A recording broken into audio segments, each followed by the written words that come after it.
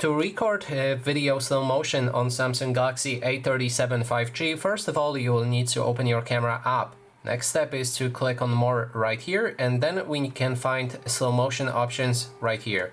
First one is super slow motion. So if you enter it, you'll be able to record videos in 420 FPS if I'm not mistaken, but only for a certain burst.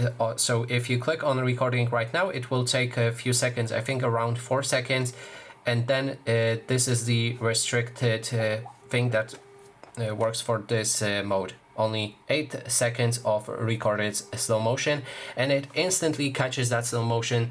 So if you're planning on recording, you will need to do it instantly.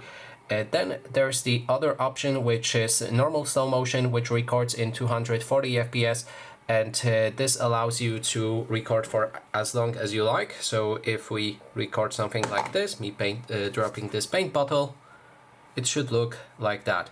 Now also I will show you two comparisons between normal slow motion and super slow motion right now. So here we have the normal slow motion, and that's how it looks like when I drop the paint bottle. And this is super slow motion.